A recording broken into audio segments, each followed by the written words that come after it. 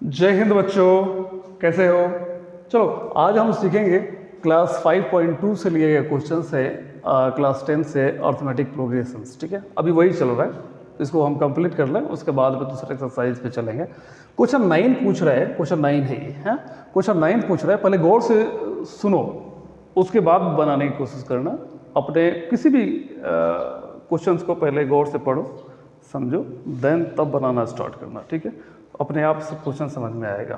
ठीक है, if the third and the ninth term of an AP are 4 and -8 respectively, which term of this AP is 0?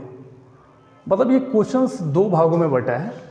एक तो if the third and the ninth term of an AP are 4 and -8 respectively, यहाँ तक एक, and which term, ये question पूछ रहा है which term, कौन से terms of this AP is 0, कौन से टर्म्स का AP 0 होगा, जहाँ पे third and ninth term of the AP 4 and -8 है। चलो क्वेश्चंस बनाते हैं, ठीक है, तब समझ में आएगा सॉल्यूशंस, है ना। यानी कि देखो, हमें निकालना है कौन से टर्म्स का मतलब कौन से टर्म्स का AP यानी कि n की वैल्यू 0 होगा। ठीक है, 0 होगा। ठीक है, 0 हमें निकालना है। और यहाँ पे देखो क्या लिखा है कि ये चीज़ों को हम हटा देते हैं। विच टर्म, देखो if the third and the ninth term, है ना, तो थर्ड टर्म के लिए आप A3 एंड नाइन्थ, क्या है, A9 है। हमारे पास में गिवन है ऑलरेडी, क्या है, -4 है इसका, सॉरी -4 नहीं है, 4 है एंड इसका है -8। ठीक है, यहाँ पे देखो ये third and ninth means 4 and -8 है। तो इसके बाद में हम क्या करेंगे, इसके लिए होगा A + 2D = 4 और इसका बनेगा A + 8D = -8। ठीक है, इसके बाद में हम चलो इसको सॉल्व कर देते हैं। इसके बाद में बनाएंगे कि किसका 0 होगा, यानी कि n की वैल्यू, सॉरी हमने n लिखा था वहाँ पे, n की वैल्यूज कौन से टर्म्स का 0 होगा, है ना, 0 कौन से टर्म्स का n 0 होगा, उस चीज़ों को हमें पता करना है। तो हम इक्वेशन इसको फर्स्ट मान लेंगे और इसको सेकंड मान लेंगे। ठीक है, तो सबसे पहले क्वेश्चंस को बना लेते हैं, उसके बाद में हम लास्ट में बनाएंगे कि कौन से टर्म्स का AP जो है वो 0 होगा। ठीक है, तो सबसे पहले equation first, subtract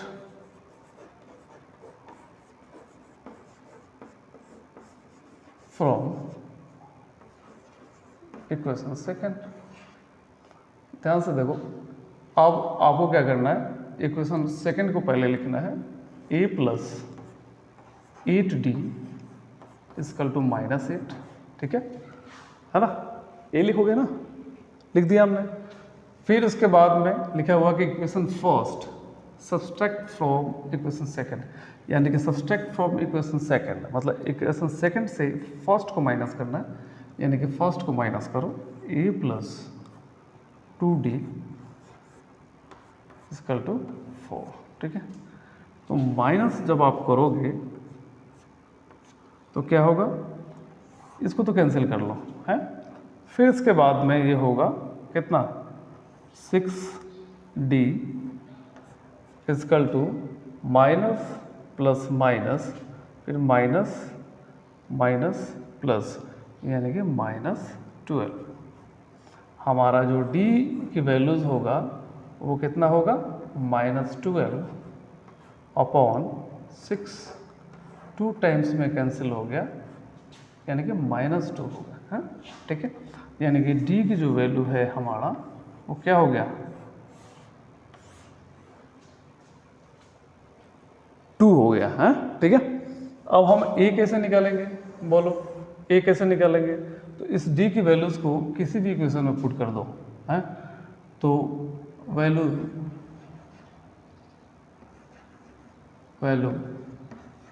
of d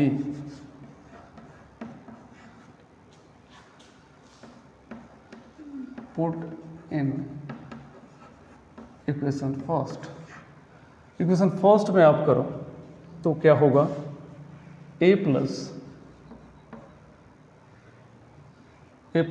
2 और d की वैल्यू कितना है, यहाँ पे माइनस होगा -2।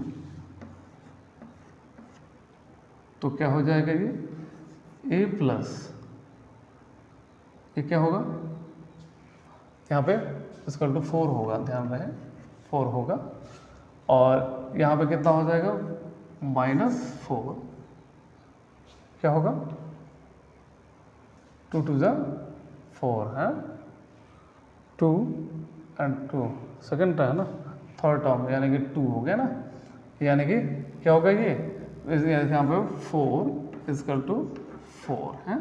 तो a इजकल टू क्या होगा, इस तरफ जाएगा तो आपका -4 और +4 यानी कि a इजकल टू 8 होगा। अब तो ये निकल गया। अब हमें पता करना है कि 0 किसके कौन से nth टर्म में आएगा, है ना। तो यानी कि n की वैल्यू हमें निकालना है, ठीक है। तो 0 के लिए हमें 0 फाइंड करने के लिए सबसे पहली बात कि यहाँ पे लिखेंगे फॉर्मूला, क्या लिखेंगे, an equal to a plus n-1 d। तो यानी कि ये 0 होना चाहिए, आपका n की वैल्यू 0 होना चाहिए कौन से टर्म में, है ना, वो हमें पता करना है। तो 0 यहाँ पे 0 हमने n की वैल्यू 0 लिख दिया। अब हमें n निकालना है, n निकलेगा वही चीज़ हमारा आंसर होगा, है ना। तो a की वैल्यूज़ कितना है, a की वैल्यूज़ कितना है 8 और प्लस n हमारे पास में है नहीं, n ही तो निकालना है -1 और d कितना है -2, ठीक है। 0 इजकल टू 8, देखो धीरे धीरे मैं इसलिए बना रहा हूँ ताकि आप लोगों को समझ में आए, प्लस इनको आप मल्टीप्लाई करो तो -2n और ये क्या हो जाएगा प्लस, ये माइनस माइनस प्लस मल्टीप्लाई होगा तो 2 हमारे पास में प्लस हो गया है। तो अब क्या होगा, इन दोनों को ऐड कर दो, यहाँ पे प्लस है आगे और इधर भी प्लस है, तो यहाँ पे 0 इजकल टू 10 और प्लस -2n। अब ये क्या होगा, इस तरफ जंप करके जाएगा तो -10 क्या होगा, -10 इजकल टू -2 है। तो n इजकल टू क्या हो जाएगा -10 अपॉन -2, यानी कि माइनस माइनस ये प्लस हो जाएगा। जब कैंसिल करेंगे तो n की जो वैल्यूज होगा वो 5 होगा, 5 होगा, है। तो आपको क्या निकालना पड़ेगा, लिखना पड़ेगा कि fifth term of an AP